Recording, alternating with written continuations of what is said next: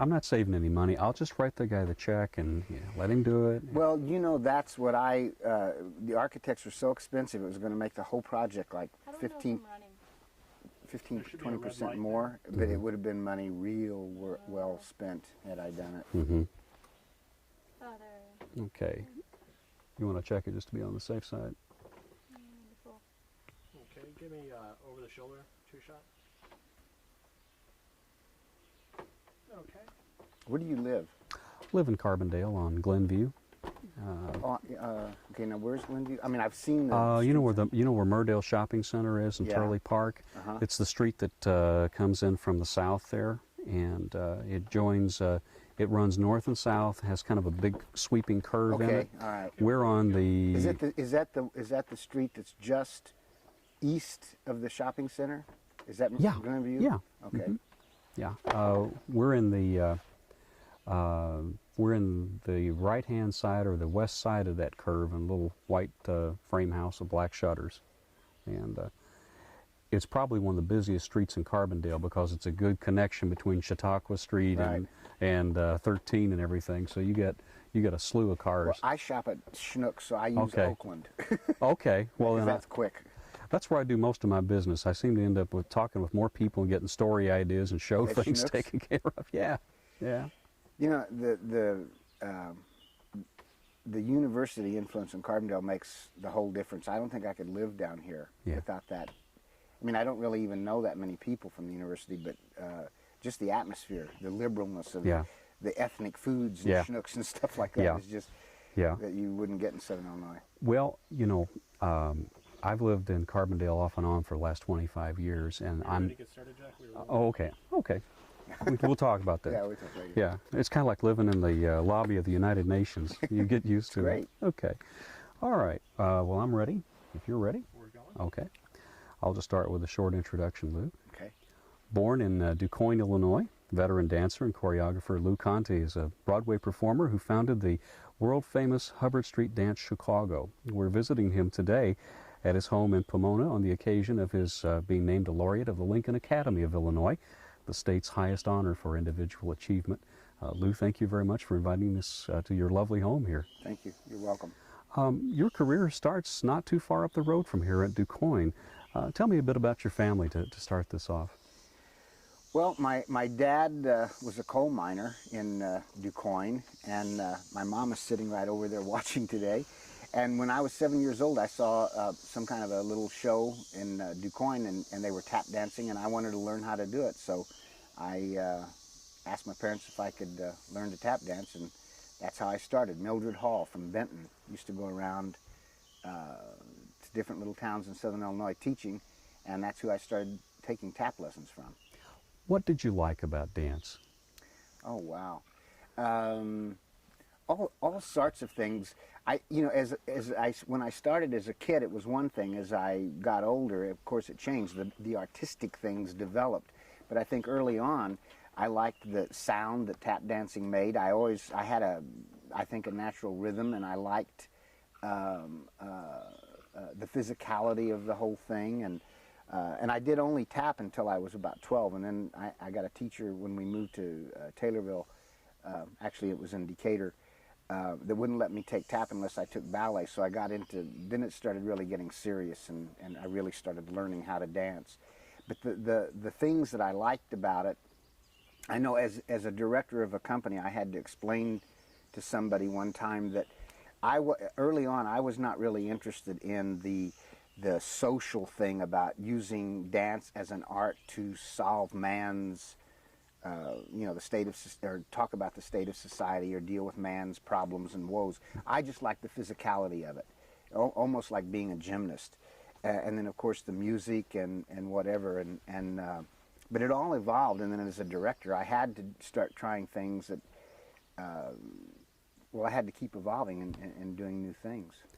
You were fortunate in that you moved through a lot of different kinds of dance. You started with tap, and I believe the gentleman's name was Fred Hensey in Decatur. In Decatur, right. He said, you can't do tap without doing ballet, if I get the story correctly. That's right.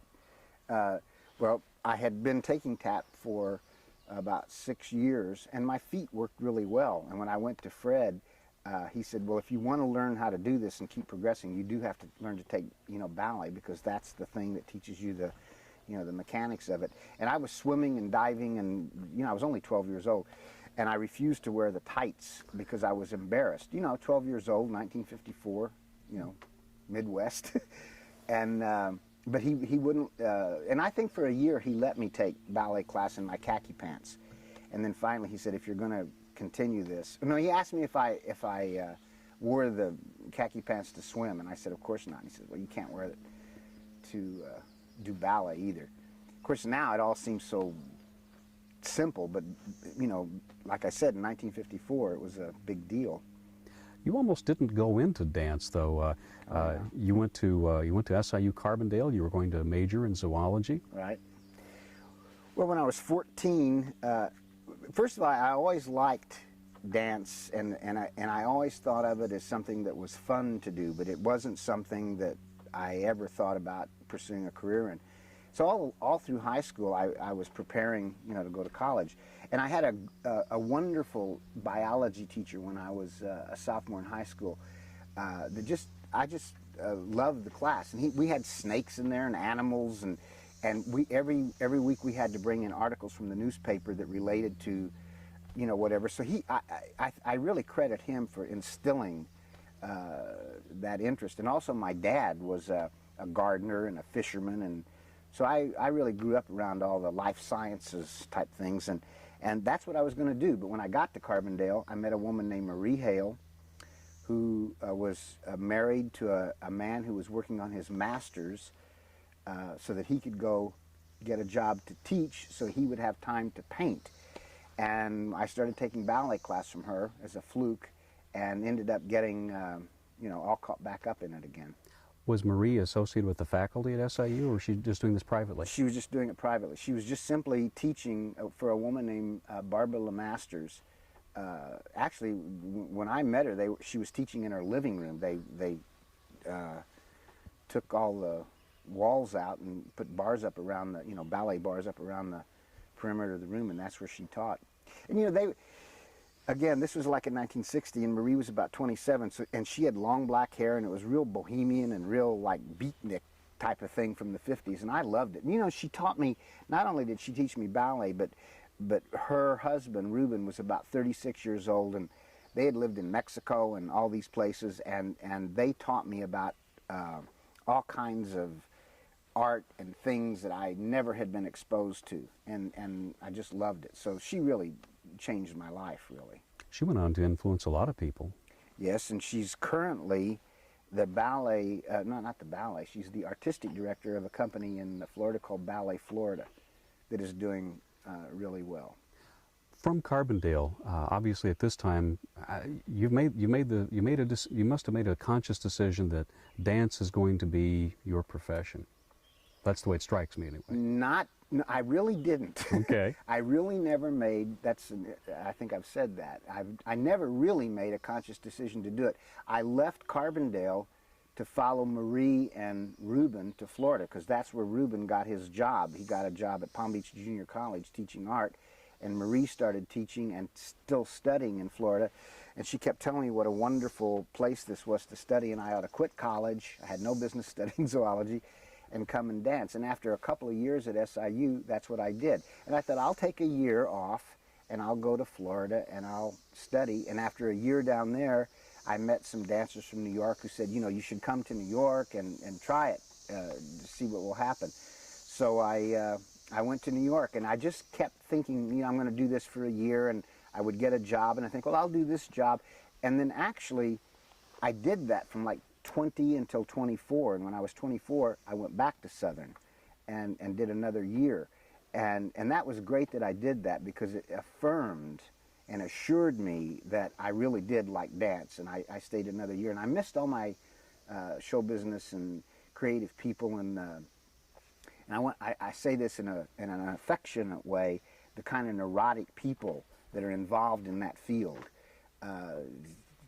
Always a little bit of stress and trying to do your best, and pushing and everything, and I really miss that. But of course now, as a retired person, I don't miss it at all, and I love the laid back thing.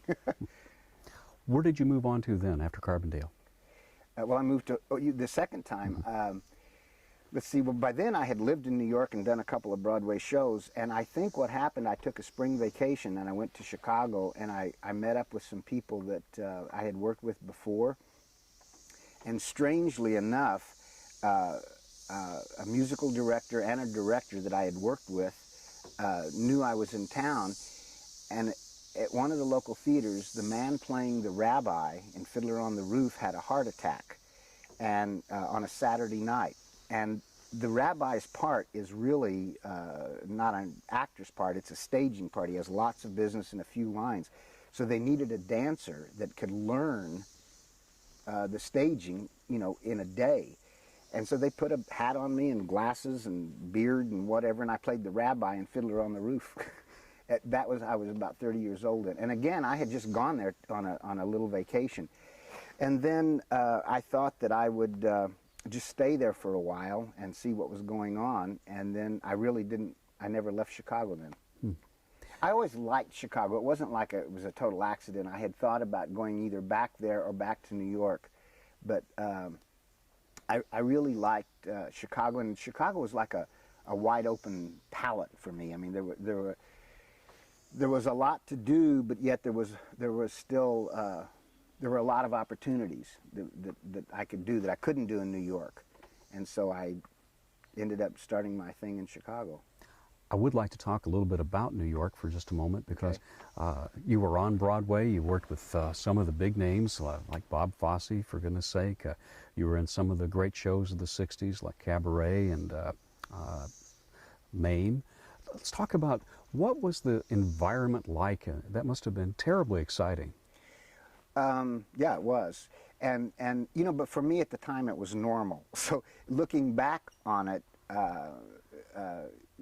it was exciting. I think one of the most exciting things about the whole thing is the kind of people that you got to work with and how they influenced you, even though you didn't really know it at the time.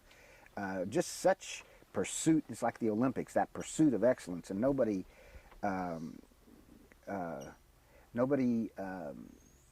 tolerated any bad behavior or time or anything. And when I say bad behavior, I mean professionally. And of course, just the great things. I remember in How to Succeed, there was a number called the coffee break number, and we all had to fall on the floor and pretend we had fainted.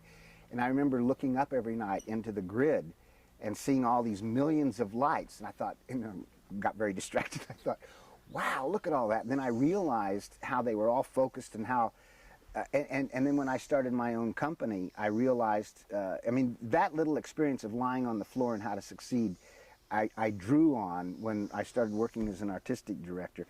But at any rate, just the great people. Bob Fosse, Anna White did Mame, Ron Field choreographed Cabaret, and the actors and the designers, the people that created the environments for all of these shows, the costumes or lights or sets or whatever, and how they worked. And yeah, it was very exciting. What about the sheer physical demands on a dancer working night after night and all the rehearsals and keeping in good physical condition? It sounds like a really exhilarating, at the same time, a lot of hard work. It's a lot of hard work. Actually, doing a Broadway show is not, 8 shows a week for a Broadway dancer isn't that hard. It's much harder in a ballet company where that's all you're doing is dancing. Not that it's, and of course it depends on the show as well about how hard it is. But we used to do, 8 shows a week, and then go out and dance more afterwards, or take class during the day. And again, I think it's what becomes normal for you. And working all day, dancing for 6-8 hours a day was just what the norm was. I sure couldn't do it now, but at the time it was. And you do have to pay attention to your body, your knees and your ankles and your hips, and you have to take class and keep yourself in shape so you don't get injured. That's really important. And I must say I was really good about that, because I came away from it pretty uninjured. I mean, I don't have any long-term injuries from when I danced. How is it different going on the road when you take one of the performances out, one of the big shows out on the road?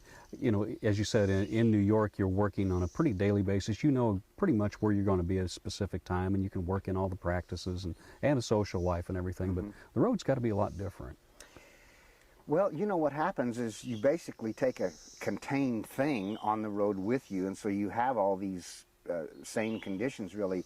And also the big shows, when they first go out, they're pretty much, with some exceptions, they're pretty much an exact replica of what was on New York. Now, if there are big trap doors or big things that can't be done on the road, then they will accommodate them. But for the most part, it's the same thing. And then your social life is the people in the company. And then, but there's also this little micro environment of show business people all over the place that somebody knows somebody, and there's always an introduction to get into, you know, to get to meet other people, and some of the that's a would-be. Yeah, well, that's okay. As you were saying, some of the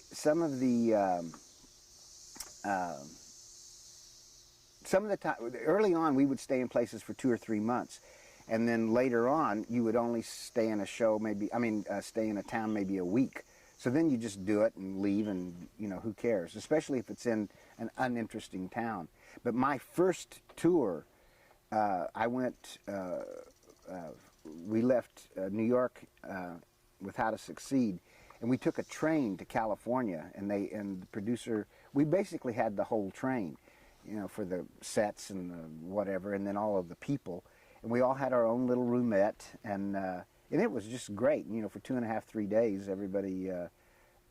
So there's great experiences touring like that. And again, the first time it was wonderful. The second time it was good. The third time it was okay, and then it becomes very tiring. You know, you want to nest and go back at home and stuff like that. Was that part of what led you to come back to Chicago?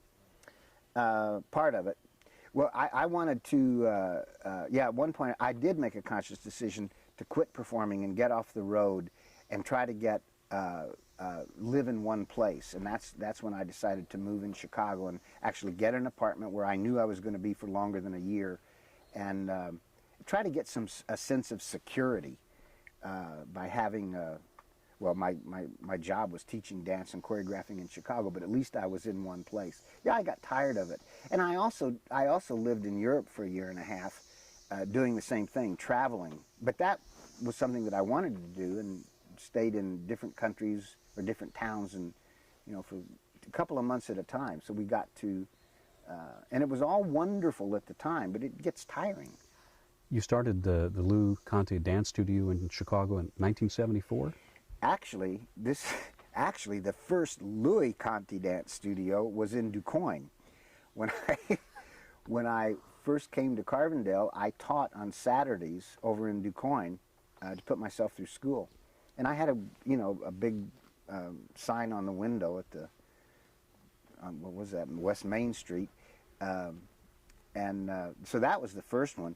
But the real, you know, when I opened my school in Chicago and, you know, did the whole thing, it was in 1974. Mm-hmm. But I had been teaching for a couple of years before that, but in a studio here and a studio there. And because I was choreographing musicals and industrials and whatever in Chicago, I was having trouble finding dancers that had the kind of training that I needed in order to do my work. And that's why I really started teaching. I mean, they asked me to, because I would say, you need to go study. You need a ballet-based theater kind of dance. And they said, well, there's no place to study that here. So that sort of drove the need for it. Exactly. Mm-hmm. And which turned out to be a kind of a neat thing, you know, that when the need made the thing happen, you know, however that goes. Then, of course, a few years later, Hubbard Street Dance got its start. These were very, from what I've read, very modest beginnings for this. How did all that take shape, or what was the kernel for that? Well, I had started the studio in '74. By then, I had quit performing and was really focusing on the school and hiring other teachers and trying to develop, you know, a syllabus for training and the whole thing. And I did that for 3 years, and around the end of the third year, I decided to go back to my roots and teach a beginning tap class, because at this point I was only teaching advanced people and, you know, upper level whatevers. And I taught a beginning tap class, and a lady named Barbara Cohen, who was in her 40s, would come over at 2 o'clock in the afternoon and take this adult beginning tap class. And she would come a little bit early and sit on the floor and watch the advanced jazz class that was happening before it. And she was she worked for an organization called Urban Gateways, which was a non-for-profit arts advocacy thing that sent programs to the schools and to the senior citizens and whatever. So she asked me, she said, why don't you use these kids? They're so great. I say kids, they were young dancers in their 20s, and put something together for them. And I said, well, what? Because I had been having workshops and trying to do things, but for me anyway, I had to be able to define what the audience was going to be before I could go on with whatever it was we were going to do. So Barbara asked me if I would be interested in putting this little program together to take out to perform for senior citizens. So I took 4 of the best women and put together a 35-minute program. And the theme of the thing was to do a dance from each decade. And the dancers would go in and literally push back the tables and take their little portable tape recorder. And the thing is, it was like a little mini MINI show. It was well rehearsed. They really knew what they were doing, and they really made the seniors respond. And then a couple people saw it and said, well, why don't you do this for the school? And then why don't you do it at the cultural center? And then it just started evolving from that. But it did start, I mean, I think our first, I put in $300 and Urban Gateways gave me $300. So our original budget was $600. As you said a little earlier, Chicago's a great town, a big palette, a lot of different things taking place, and a lot of people who are very interested in the arts and their promotion.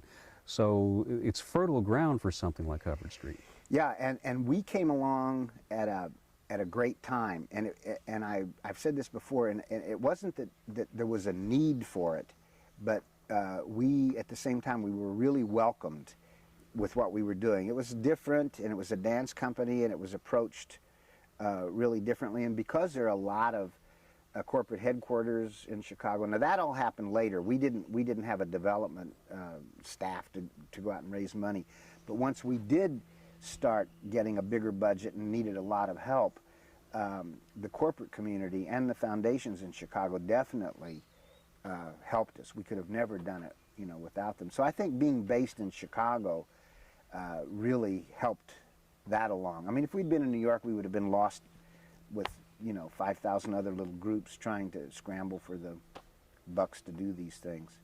And Chicago likes to do its own thing. It likes to put its own. Let me let the airplane go by for a second. And I also, how much time do we have on our tapes? Wouldn't be able to tell you. Probably more than 10. Okay. I think this is. Let's just stop for a second because it's going to take him probably. One of your neighbors over here, Dr. Perlman, who's building. I think he's building a place over here on the other side of Jacobs. Oh, is that who that is? Yeah, probably. It looks a new building. It's like it started. I thought they were building a big barn, but it looks like it's a. Well, I don't know if that's his, but he's bought about 50 acres back over in that general direction. Oh, that's not there then, because that's well, Dr. Perlman. Yeah. I guess we better get back to business because Yeah. I think they're running. Okay. Sorry. That's all right. Let's see. Hubbard Street's it started now. As we were saying, I think the question was, Chicago likes to put its own stamp on things. It's Right. a town of a lot of imagination and, you know, the old adage about the city of big shoulders, and it wants to do things its own way. How was that perhaps reflected in the way that Hubbard Street took shape? Again, it's easy to look back and think about how all this stuff happened, but it wasn't, again, it was not a conscious effort. But I think I was a product of that mentality that you just talked about, because I didn't know what the rules were to start a dance company. I didn't know that there was a certain whatever to do it. I just did things the way that I did them, sort of like the way Chicago does it. And I think that because I'm from the Midwest, and everything that happened in Chicago, being from the Midwest, the company really reflected the Midwest. It was energetic and basically wholesome. I know that's kind of whatever, but it was wholesome. And at the time, that was really good. I don't know what else to say about it. You brought a lot of different influences into Hubbard Street. There's theatrical, jazz, modern, classical, ballet, all sorts of different things. You draw upon a lot of different genres and a lot of different aspects of the dance community, and that appears to be. I'm new to this whole thing in finding out more about it, but that seems to be one of the real strengths. It's a fusion of different styles. Right. I think that was one of the things that we were sort of noted for, that we had. It was different. A lot of most dancers have to study several dance disciplines, ballet and jazz and modern and whatever, but at least at the time, most people then select one thing that they concentrate on. Where I basically, because I had trained classically and had a Broadway career, and my strongest influences, that's what I used for my choreographic vocabulary. And it was a blend of these things more than doing a ballet piece or a jazz piece. It was just a blend of the whole thing, and that created a sort of a new style. And we were known in Chicago. Our first downtown engagement was at the Goodman Theater, which was a theater. And so we were lucky enough to be on their subscription series and immediately got a theater audience coming to see dance. And because of my Broadway background, I had done these little like mini shows, mini pieces like at the Rosebud and a thing called New Country, and they were like little stories, Gershwin dances. They had a theatrical flair to them, and the critics in town really picked up on that, liked that, and tried and did us a great service by telling people you'll like this and come see it. So we were quite different at the time. We had like a theater, well-trained dancers doing theatrical kinds of dance that hadn't been done before. So it worked really well. And you also brought a lot of other people into the act from around the country. Tharp, for example, very creative, collaborative partnerships seem to be one of the hallmarks of this whole enterprise. Well, you know, that again all happened sort of by accident. I did all the choreography for the first 4 or 5 years, and I just started bringing people in because I was exhausted and burned out and tired, and I thought, I don't have any more ideas. And I started bringing people in. I also realized by this point that we had formed a board of directors, and we had a commitment, and it really was going to be a company now. So in order for it to grow, I knew that I had to bring in a lot of other people. So I started bringing in people that we could afford, people that I liked, young choreographers who were trying things, and I was lucky. I got some really good ones. And then, of course, in 1990, we did start a great relationship with Twyla Tharp that lasted for 10 years. And, of course, her name gave us such, not only her name, but the reality of what she gave the company gave us incredible, what's that word, when people respect what you're doing? I mean, all of a sudden, people that thought, oh, they're a little jazz company, all of a sudden now, well, if Twyla Tharp is working with them, there must be something there. And that was true. She really helped. I'm going to go off on too many tangents. No. You're doing fine. You're doing fine. Okay, sounds like we're back. In your speech to the Academy, you made it plain that collaboration, partnerships, all of these things really were responsible for the success of Hubbard Street, from the board to creative partnerships. That's something that's really intrinsic to the whole experience of theater and dance. Yes. And, you know, I think I learned that from Broadway musicals, because I think Broadway musicals are, in my limited experience, one of the most intense collaborative efforts, because you have to be, the composer has to, obviously, with the lyricist, but the book writer and the choreographer and the actors, everybody has to pitch in. And it's one of those things where you start a project, and I've never known, the only show that I've ever heard of that pretty much went on the board, got on the stage from the rehearsals was My Fair Lady. I mean, that was like kind of a perfect thing. Most shows go through all kinds of taking things out, putting things in, fixing it, and whatever. And if the people don't collaborate, and of course you cannot force a collaboration. Either the collaboration is there and it works, or it doesn't. And the company, for my dance company, it was a constant changing thing of collaborators, different designers, and over the time, toward the end of my career at Hubbard Street, I really was acting like a producer, because I would bring in a designer that I had worked with one choreographer and introduce him to another choreographer, and then and vice versa, and all this sort of thing.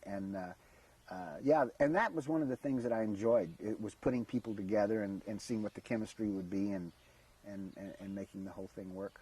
Cross-pollination. Yeah, exactly. There was a merging of the dance studio and Hubbard Street in, I believe, the late 1990s. 1998. And there's a fabulous new facility down just off the loop there. Right. Actually, I was planning on leaving the company around 1995, when I still had enough energy, I thought, to pursue other things in the theater world or whatever. The company was great to me, and it's not that I didn't like it, but it wasn't, again, I have to say that it wasn't something that I had made a conscious decision to do, and I just kept doing it year after year after year. And I thought, well, at 51 or whatever I was, I thought, I'm going to leave now and spend the next 15 years, doing something else. But the board chairman told me, and we were just getting ready to start a capital campaign to make all these big things happen. One of the things was to find a new facility, because the dancers had been working in bad conditions, no air conditioning, and one shower for 20 dancers, and one room for them to change in, and cramped office spaces and everything. So they started a capital campaign to raise the money for a new facility, to create money and an endowment, and to have a bank account so that we could afford artistic products that weren't in our operating budget. We wanted to do something big, we would have the money to do it. And so when I said I was going to leave, they said, well, then we can't do the capital campaign. I said, why not? And it was, they said, well, if the artistic director is leaving, it's usually because something is wrong. And they said people are not going to want to give money under those conditions. So I decided to stay for 3 more years, because I really wanted that to happen. And then after that all happened, and we got into our new facility, and all along the way I was making sure that everybody knew that everything was fine. Then I decided and I did leave the company at a great time. Good dancers, good repertoire. They were in financially strong condition. They were in a brand new facility, beautiful state-of-the-art studios that trained people and had a place for the company to work. And so I feel really good about that, because I could have never left it. I would have felt guilty for the rest of my life, thinking that I had left it in trouble. And quite the opposite has happened, and so it feels great. It certainly must. You've left something behind there that's a real legacy, and it's a living, organic, wonderful thing that is going to be influencing American dance for generations. Well, I don't know about generations. I don't think dance stuff lasts that long, but yeah, I think, and it's hard for me to say this without sounding like an egomaniac, not an egomaniac, but just I'm humble when I say it. But I was credited with helping raise the bar for dance in Chicago, and which in turn kind of helped everything else. I mean, a lot of little companies realized that if they wanted to do something, they really had to talk about quality. And so many people at the time when we started were just willing to perform anywhere under any conditions, and they weren't discriminating enough. And I think that's, if I have anything, I think that's my legacy, that I did help raise the bar in Chicago.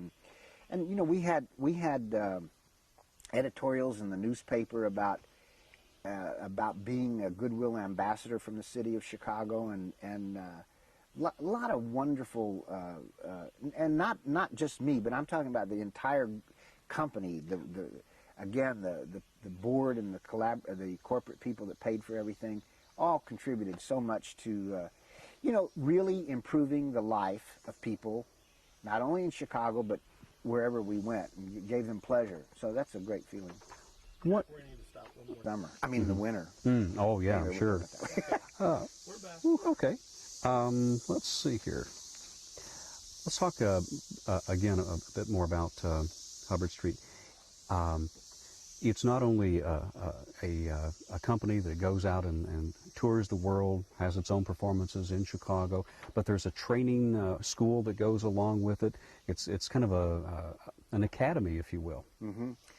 Well, actually, when I first left, the beginnings of this four-part thing of Hubbard Street Dance Chicago is now composed of, like you said, the main company. It has a second company with 6 to 8 dancers that uses young choreographers and young designers, and that small company, Hubbard Street 2, that's the group now that goes out into the schools, and they're the ones that do the educational programs. And it's run by a husband-wife team, Julie and Andreas. Julie's the artistic director of the company and the manager of the studio, and Andreas does the booking. And they have really taken it so far from where I expected it to be. It's a comprehensive program where the schools are involved, and we send teachers out to the schools, and we bring actual school teachers into the studio to teach them dance so that they can in turn talk to their students about it, so that we're trying to demystify what this whole process is, so that when we take a performance out there, they know they can see the dancers that they saw in the studios. And at any rate, it's really a great program. So there's the main company, the second company, and the studio, which is that's what I'm still the director of the school, and that's you know, because training people and training the next generation of dancers is you know, Darwinian. I mean, it's going to go on. Hopefully they'll evolve, and yeah. So the company, the Hubbard Street Dance Chicago, is a collective thing now, and doing good work in the arts, I think. Let's talk about the importance of the arts in American society today. The arts in the last few years have had some troubled times. The National Endowment has had its problems. What's the future going to hold? Whew, that's a big question.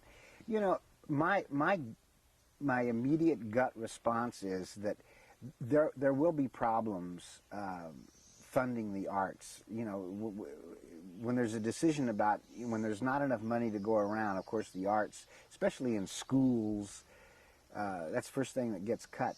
But on the other hand, it's such an inherent thing in our soul, in our gut. I don't think it can go away completely. There will always be something that will make people do that, or that they will help. I don't think there are going to be any Medicis around funding, you know, the entire thing. But my instinct is that the arts are not going to go away. It's just part of what we do. It would be nice if more of the people that had the authority and responsibility for the funding would know a little bit more about it. You know, like the Sidney Yateses of the world, that was really an arts advocate. Without those guys, it's really hard. But on the other hand, you understand when people you have to make a decision whether to give people money for food or to show them art. You give them the food first. But then again, to me, art is a kind of, you know, food for the soul. I know that sounds corny, but I really truly believe that. And so I don't really have big fears that the arts are going to go away. They're always going to be important. And they are important, and that's why they'll stay. What do you tell young artists as they're getting ready for a career in dance and in performing arts? I think to bring it down to its, you know, most succinct thing, I think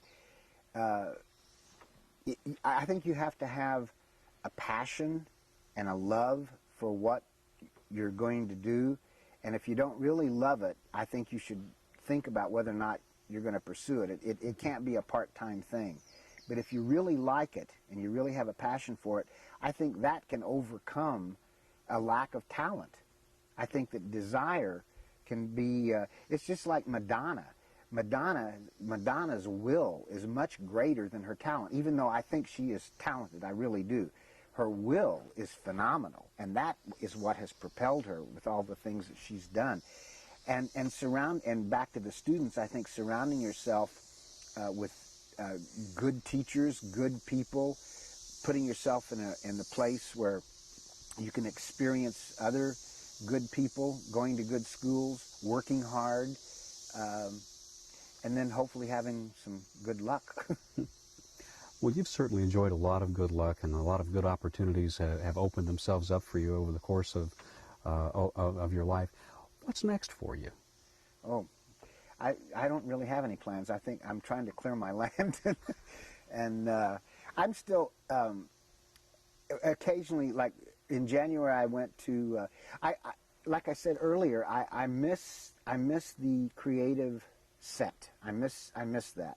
I don't really miss the city, strangely enough, the noise and whatever of the city.